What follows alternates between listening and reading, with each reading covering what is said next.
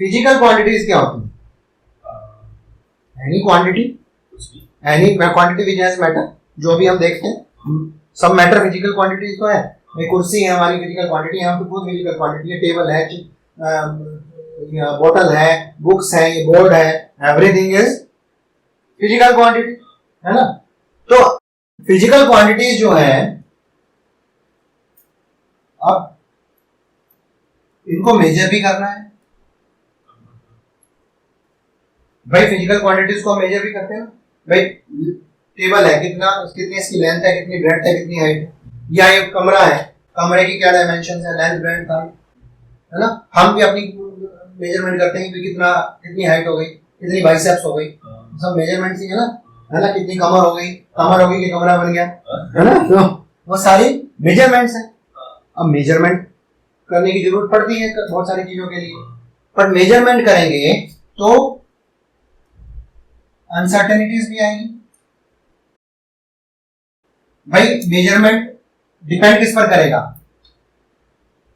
तो जो मेजर कर रहा है उस पर करेगा। Yes, depends on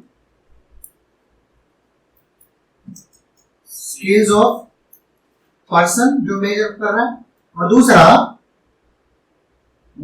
accuracy of measuring device. भाई अब स्केल से आप लेंथ माप रहे हो, मेजर कर रहे हो, और स्केल में ही थोड़ा सा गड़बड़ है, वो एग्जैक्ट नहीं दे रही है, तो गड़बड़ होगी। और अगर आपने ऐसे ही बस जल्दी में वो जो पॉइंट लगाया, और मान लो पॉइंट वाला है तो 10.2 सेंटीमीटर लगाना है, अब वो आपने 1 और 2 के बीच में लगा दिया, या 2 की जगह 1 लग गया, 2 की जगह 3 लग गया, वो यहाँ पर आ गया स्किल ऑफ पर्सन, तो वो है ना। और जल्दबाजी में भी कई बार गड़बड़ हो जाती है, तो ये इनएक्यूरेसी है। तो इस इनएक्यूरेसी के लिए हमें क्या करना चाहिए, कैसे इसको दूर करें, क्या चीजें करें भाई? हाँ बोलो। मेजर तो करना है, और अनसर्टेनिटी तो आएगी। So the best thing is to report the uncertainty.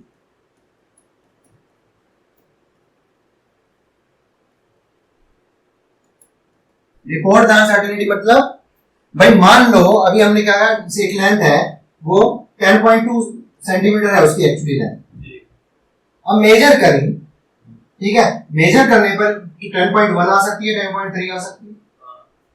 गड़बड़ होगी तो लास्ट के डिजिट में ही गड़बड़ होगी ना, है ना। लास्ट के डिजिट में जो गड़बड़ वो भाई, हाँ वो तो फिर ग्रॉस एरर है, वो तो फिर है ना। लेकिन अगर कोई कर रहा है तो ज्यादा से ज्यादा यही होगा कि लास्ट का डिजिट, है ना, लास्ट डिजिट इसी में इनएक्यूरेसी आएगी, ठीक है, राइट। तो हम रिपोर्ट करेंगे ऐसे कि भाई इसकी वैल्यू है 10.1 या 10.2 या 10. है ना। और जब हम ये लिखेंगे तो दिस इज अंडरस्टूड कि लास्ट वाला डिजिट जो है प्लस माइनस 1 हो सकता है।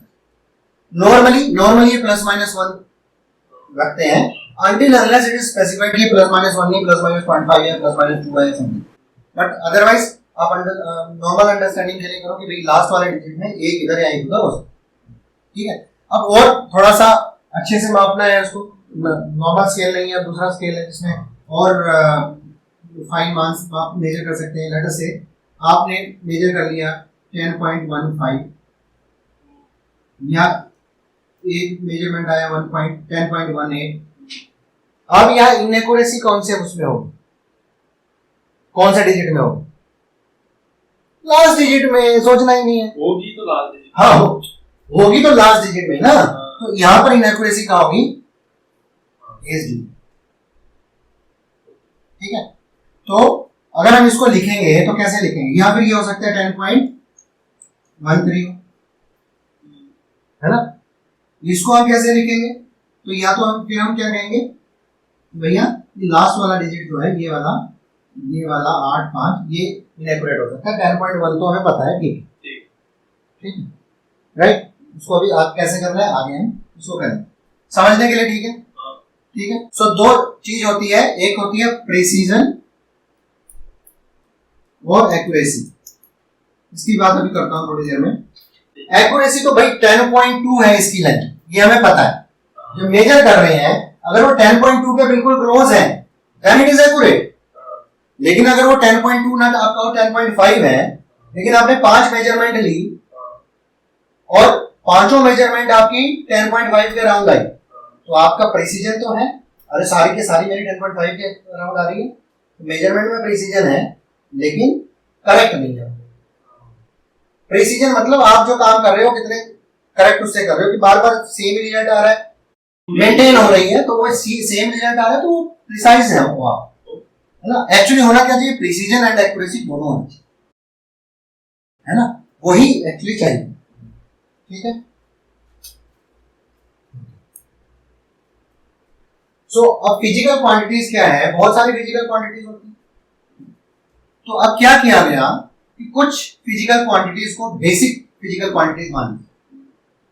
Those physical quantities are basically known as fundamental physical quantities. Fundamental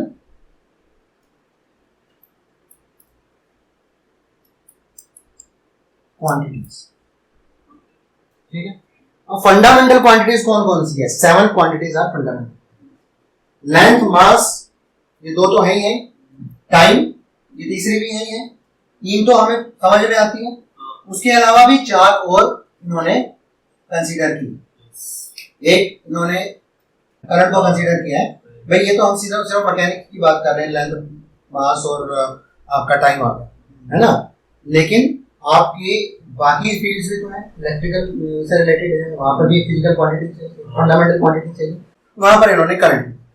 फिर टेम्परेचर, टेम्परेचर भी फंडामेंटल क्वांटिटी। फिर अमाउंट ऑफ सब्सटेंस, मैटर का मेजरमेंट, वो क्या है, मोल से करते हैं, वो भी अमाउंट ऑफ सब्सटेंस को भी इन्होंने फंडामेंटल। एक और चीज दे दी है इन्होंने, ल्यूमिनस इंटेंसिटी, लाइट की क्या इंटेंसिटी है ना भाई, उसको हम कैंडेला में मापते हैं कि भाई ये लाइट कितनी लाइट है। So it is just the intensity of the light which is there, right. सो ये 7 फंडामेंटल क्वांटिटीज, उनकी यूनिट्स लेंथ की। फिर इन्होंने क्या किया, यूनिट्स को भी इन्होंने स्टैंडर्डाइज की। पहले क्या चलते थे, पहले अब सब सारी दुनिया अपना अपना राग अलाप है ना, कोई भाई हम डिस्टेंस को क्या किस में कर रहा है, कोई फुट में कर रहा है, कोई मीटर में कर रहा है, कोई फरलांग में कर रहा है, इतने फरलांग दूर है, पूरे अलग अलग कंट्रीज में अलग अलग। जैसे यूके में फुट, पाउंड और सेकेंड ये चलता है, पाउंड अभी भी वहां पाउंड चलता है, वेट जो है पाउंड में होता है ना। फिर फ्रांस के अंदर इन्होंने थोड़ा स्टैंडर्डाइज किया, मैट्रिक सिस्टम को लाए, मैट्रिक सिस्टम लाए, ठीक है, मीटर किलोग्राम सेकेंड में, ठीक है। सो उसके बाद एक फ्रांस में ही ऐसा ही सिस्टम ऑफ यूनिट्स को फाइनल किया गया, वो मीट्रिक सिस्टम से ही मिलता जुलता है, उसी को थोड़ा सा इंप्रूव किया, सिस्टम इंटरनेशनल, मतलब इसको ऐसा ही मतलब इंटरनेशनल सिस्टम ऑफ यूनिट्स, ठीक है। तो उसमें इन्होंने डिफाइन किया कि हर एक को की क्या डेफिनेशन है, स्टैंडर्डाइज, ठीक है भाई।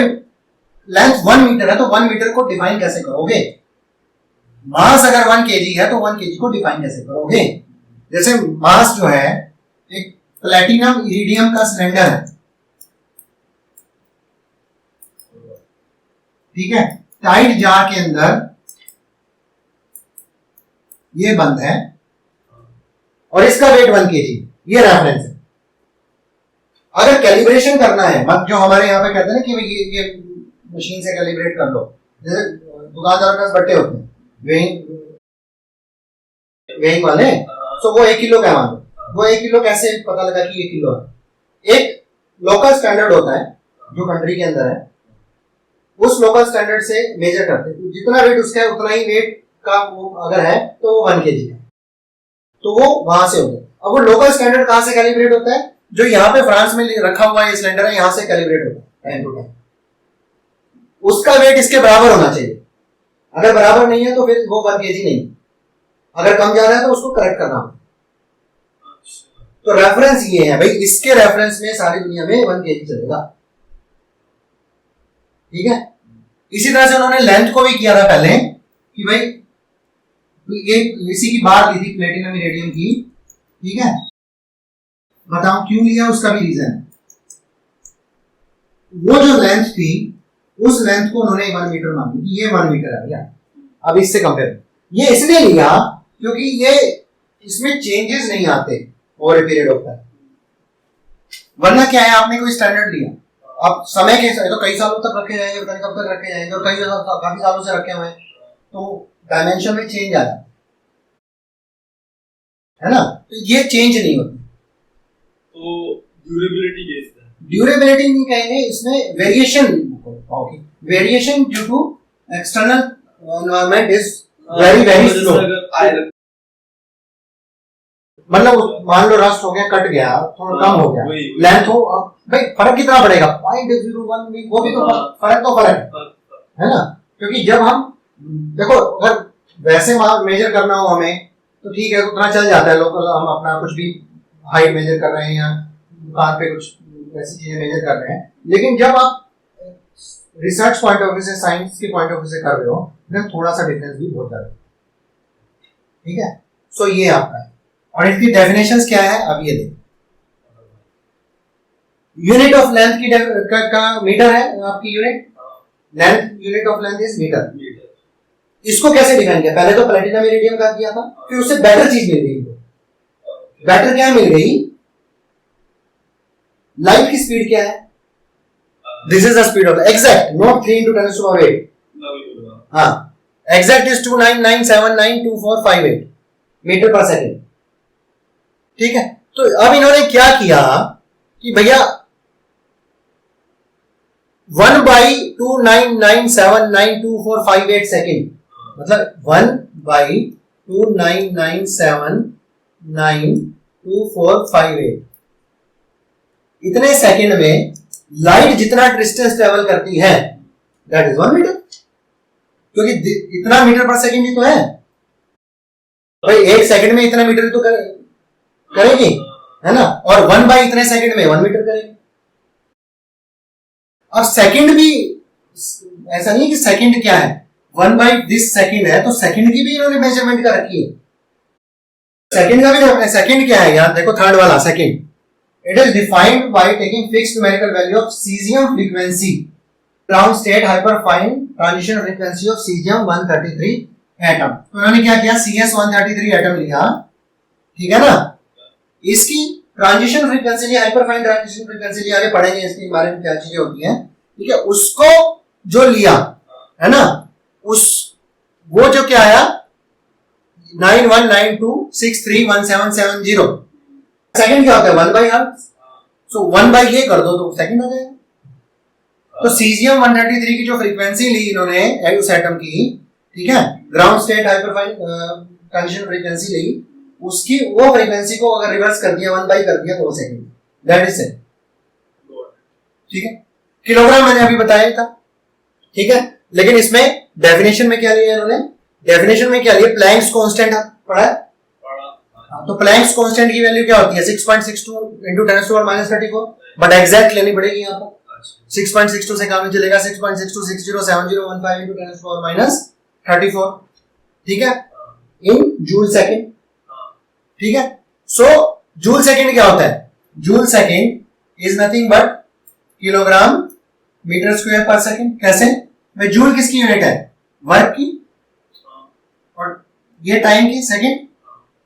वर्क क्या है, फोर्स इनटू डिस्टेंस, ठीक है, ये क्या है, टाइम है ना, ये तो सेकंड है,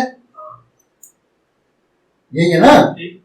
फोर्स क्या होता है, न्यूटन या M, mass into acceleration, kilogram metre per second square.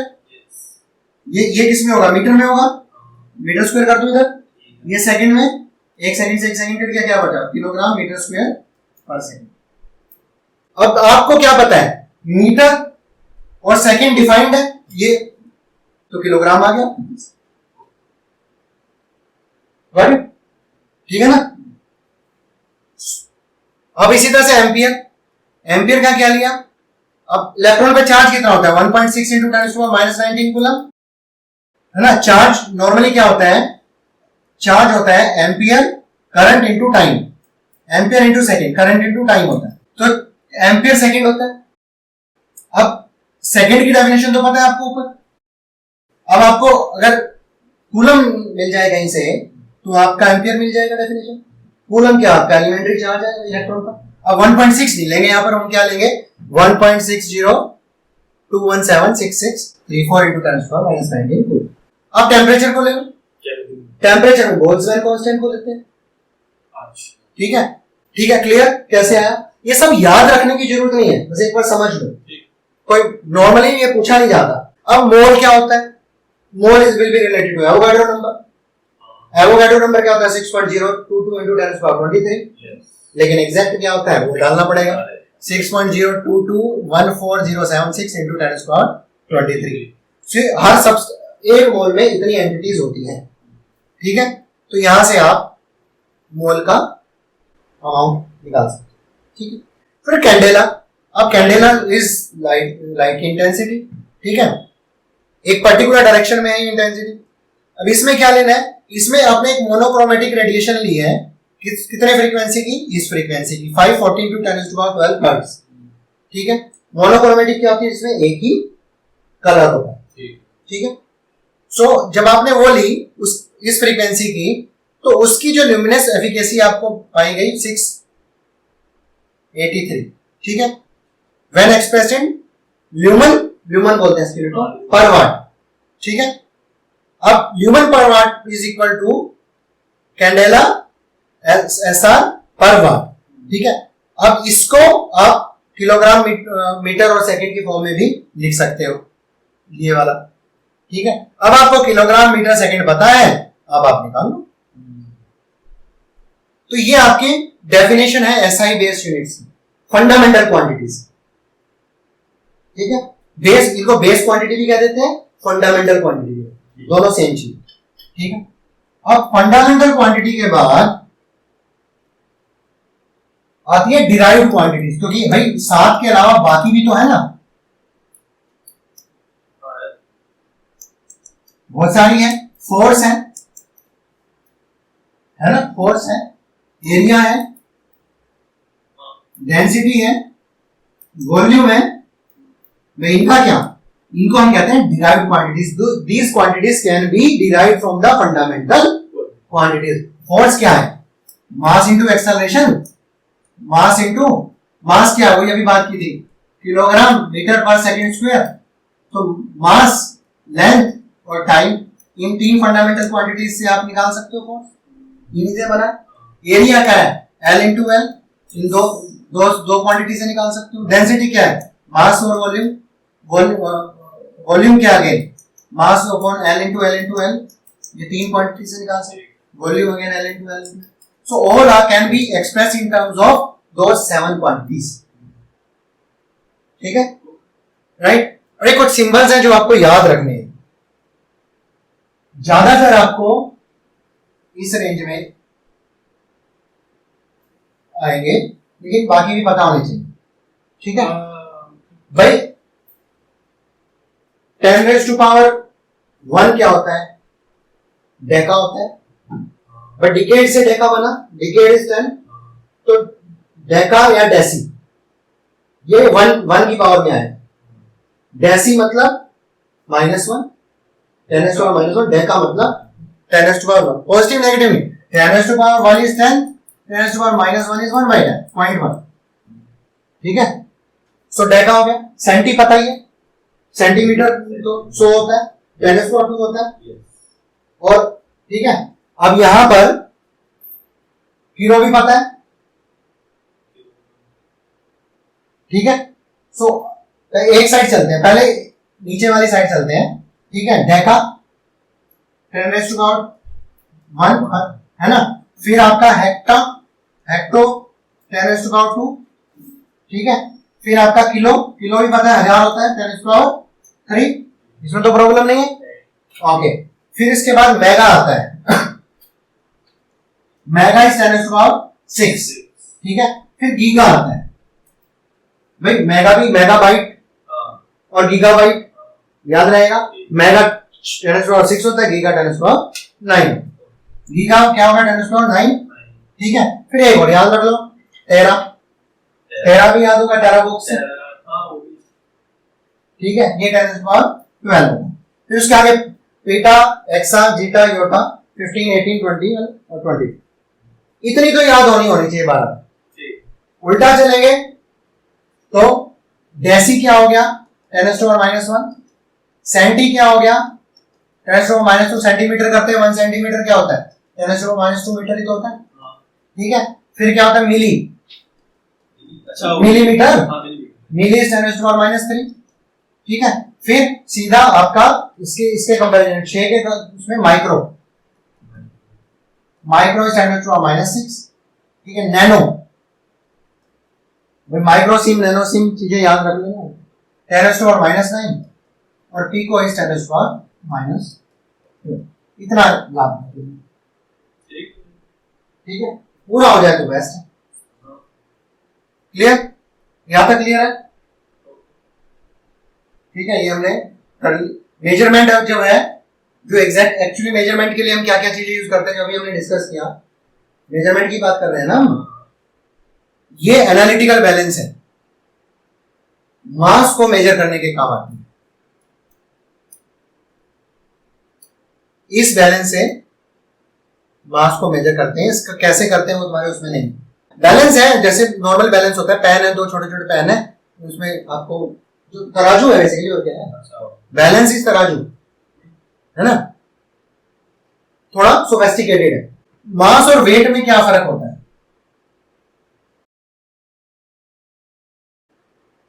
Mass is nothing but it is a measure of matter, यानी कि it is amount of substance present in a particular substance, amount कितना है। Weight क्या है, it is nothing but a force, weight is not measure of mass, weight is a force exerted by gravity on the object। और क्या होता है m into g होता है ना वेट, भाई ग्रेविटी जितना फोर्स लगाएगी ग्रेविटी उसी हिसाब से आपका वेट चेंज हो जाएगा। ग्रेविटी अगर की वैल्यू अगर चेंज हो जाएगी, ग्रेविटी चेंज हो जाएगी कहीं पर, तो आपका वेट भी चेंज हो जाएगा, लेकिन मास तो चेंज नहीं होगा ना, मास फिक्स रहेगा, वो अमाउंट ऑफ मैटर है, लेकिन वेट आपका चेंज। जुपिटर पे आपका वेट चेंज हो जाएगा, मून पे आपका वेट चेंज हो जाएगा, इवन अर्थ पे अलग अलग जगहों पे ग्रेविटी जहां डिफरेंस होगा ग्रेविटी का वहां भी चेंज हो जाएगा, ठीक है। ग्रेविटेशन में पढ़ेंगे किस तरह से जी की वैल्यू चेंज होती है, फिजिक्स में पढ़ेंगे। वॉल्यूम क्या होता है भाई, लेंथ नॉर्मल, अगर क्यूब का वॉल्यूम करें या क्यूबॉइड का करें या length into breadth into height, general volume की बात, जनरल फार्मूला यही होता है, 3 डायमेंशंस होते हैं, है ना, हर जगह पे 3 डायमेंशन मिलेगी। आप चाहे सिलेंडर का वॉल्यूम लोगे, सिलेंडर के वॉल्यूम में क्या होगा पाई आर स्क्वायर एच, इसमें भी एल इंटू एल होगा। सो मोटा मोटा हम क्या कह सकते हैं, it is basically L into L. यहाँ पर लेंथ की बात, एल को लेंथ मत मानो, एल को एक डायमेंशन मानो, है ना, या you can say metre into metre. भाई यहाँ पर यही तो है ना, आर स्क्वायर क्या है मीटर स्क्वायर, और एच क्या है मीटर क्यूब हो गया ना, मीटर इंटू मीटर। क्यूब का क्या होता है, सो क्यूब का वॉल्यूम ये हो गया। किसी भी वॉल्यूम में ले लो आप को मीटर इंटू मीटर, अभी तो मीटर क्यूब बनेगी डायमेंशन, ठीक है, right. So and 1 metre cube, okay, 1 litre is how much. Normally volume को 1 लीटर में भी लेते हैं ना, दूध वगैरह जो पानी वगैरह लीटर लिक्विड्स को हम लीटर में मेजर करते हैं। ये litre is not SI unit but generally use. SI unit क्या है, metre cube is SI unit, ठीक है, क्योंकि एल इंटू एल की क्या है metre into metre cube. So 1 litre is how much, it is 1000 millilitre, but milli is 10⁻³ ना, so 1 liter is 1000 milliliter, also it is equal to 1000, और इसको हम 1 डेसीमीटर क्यूब भी लिख सकते, 1 लीटर इज 1 डेसीमीटर, ठीक है, क्लियर।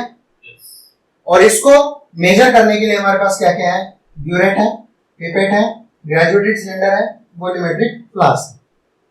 ये आप एक्सपेरिमेंट भी करोगे जब केमिकल लैब में जाओगे, केमिस्ट्री की लैब में जाओगे। ब्यूरेट क्या होता है, ये इसमें हम ऊपर से डालते हैं और इसको मेजर करते हैं यहाँ से, ठीक है। मेजर कैसे करना है वो भी सिखाया जाएगा आपको। पिपेट क्या है, पिपेट को आप डालते कैपिलरी रिएक्शन से ऊपर, ये लिक्विड चला जाता है, फिर आप मेजर कर लेते हैं ऊपर से बंद करके कैपिलरी रिएक्शन से, ठीक। फिर ये ग्रेजुएटेड सिलेंडर इसमें डालोगे, आपको क्वालिटी इसमें ग्रेजुएटेड है मतलब इसमें मार्क किया हो। इस तरह से वॉल्यूमेट्रिक फ्लास्क है, इसमें आपको कितना वो मेजर कर सकते हैं, ठीक है। सो ये आपके वॉल्यूम के मेजरमेंट है, इतना इतना ही है, इसमें ज्यादा नहीं है इसमें। फिर डेंसिटी है। डेंसिटी क्या होती है, अभी हमने बात की थी, mass of substance upon volume of substance, यही होता है। और इसकी यूनिट क्या हो जाएगी, मास की क्या है ऐसा यूनिट, किलोग्राम पर क्यूबिक मीटर, ये आपकी यूनिट होगी भाई। अब नॉर्मली किलोग्राम जो यूनिट है वो it is a very big unit, है ना। केमिस्ट्री में स्पेशली अगर गए किलोग्राम बहुत ज्यादा हो जाता है, तो नॉर्मली हम इसको ग्राम्स में यूज करते हैं। 1000 ग्राम्स होता है और metre cube is also big unit, ठीक है।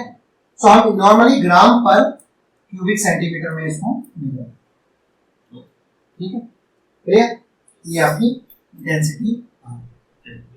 इसी तरह से टेम्परेचर, टेम्परेचर को मेजर करने के लिए क्या थर्मामीटर लगे, है ना। सोफिस्टिकेटेड थर्मामीटर्स होते हैं, और नॉर्मली जो थर्मामीटर्स होते हैं वो वाटर के बॉइलिंग पॉइंट तक होते हैं। नॉर्मली थर्मामीटर्स जो ये होते हैं मेजरमेंट के लिए फ्रीजिंग पॉइंट से बॉइलिंग पॉइंट, यानी कि 0 डिग्री सेल्सियस से 100 डिग्री सेल्सियस, ठीक है, राइट, ठीक है। ये हम लैब जो बात कर रहे हैं तो वो नॉर्मली यहां से यहां तक होता है। इन जनरल भी आप देखोगे, पर जो हमारे बॉडी टेम्परेचर मेजर करने के लिए आते हैं उसमें आपका वो थोड़ा सा 110 तक भी जाता है, आगे भी जाता है। लेकिन नॉर्मली जो करते हैं वो 0 से 100 डिग्री तक करते हैं। अब ये तो स्केल हमारी क्या होगी, ये तो सेल्सियस स्केल हो गई, ठीक है ना। अब हमारी स्केल तो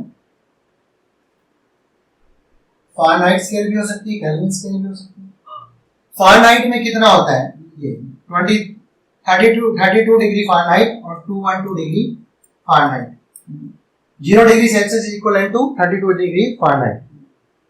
और केल्विन क्या होता है, 273.15 डिग्री, ये केल्विन, ठीक है, और ये 373.15 एग्जैक्ट, ठीक। सो अगर हम फ़ारेनहाइट को लिखे, फार्मूला जनरल अगर हम लिखे, सो इट विल बी, इसको निकाल भी सकते हैं, कोई भी स्केल का फार्मूला निकालने का तरीका होता है। मान लो फ़ारेनहाइट का आपको निकालना, ठीक है, ये इसकी वैल्यू निकालना, माइनस इसका फ्रीजिंग पॉइंट कितना है 32 डिवाइडेड बाय 2 माइनस 32, ये सेम प्रोपोर्शन में होगा वाटर का, ठीक है। वाटर का सॉरी सेम प्रोपोर्शन में होगा सेल्सियस में, किसी वाटर के केस में ले रहे हैं ना ये। तो फ़ारेनहाइट कोई भी टेम्परेचर निकालना हो उसको हमें सेल्सियस में कन्वर्ट करना हो या किसी और में कन्वर्ट करना हो दूसरे स्केल में, तो उसका फार्मूला है F माइनस 30, F मतलब जो भी हमें टेम्परेचर लिया जो कन्वर्ट करना है सेल्सियस में, minus lowest point is freezing point, और स्केल का डिफरेंस कितना है 212 माइनस 32। अब सेम चीज आपकी सेल्सियस में हो जाए, C माइनस 0 और नीचे क्या आएगा 100 माइनस 0 भाई 212 इसके इक्विवेलेंट है, ये इसके इक्विवेलेंट है, ये इसके इक्विवेलेंट है, और इसको इक्विवेलेंट हमें निकालना है, ठीक है। तो क्या आ जाएगा F minus 32 divide by 180 equal to C by 100, ये कट गया, ये 9 ये 5, ठीक है। सो F माइनस 32 क्या आ गया 9 by 5 into C, so F क्या आ गया 9 बाई 5 इंटू C प्लस 32, ये फार्मूला है हमारा कन्वर्जन का। ये भी आ सकता है क्वेश्चन में कि आप सेल्सियस को फारेनहाइट में कन्वर्ट करो, फारेनहाइट को सेल्सियस। मान लो 0 डिग्री सेल्सियस है, उसको आपने फारेनहाइट में कन्वर्ट करना है, सी की वैल्यू 0 कर दो, एफ इक्वल टू 30। मान लो 10 डिग्री सेल्सियस है, उसको फारेनहाइट में कन्वर्ट करना है, सो क्या आएगा 9/5 into 10 plus 32, 18 plus 32, 50 degree Fahrenheit. बस ठीक है। केल्विन में भी आप ऐसे कर सकते हो। केल्विन में क्या स्केल बनेगा, यहाँ पे अगर सेम केल्विन में बना लो, K माइनस 0 डिग्री क्या होता है 273.15 डिवाइडेड बाई 300, ये 373.15 माइनस 273.15, ये 100 ही आएगा, तो सेल्सियस और सेल्सियस तो कट ही जाएगा। तो इसीलिए केल्विन का सिंपल फार्मूला होता है K equal to C plus 273.15। But Fahrenheit के केस में ये चेंज हो जाएगा, ऐसे आ जाएगा कि this divide by 100 equal to f minus this by 1। Clear? ठीक है, पक्का? यस। ठीक है, राइट।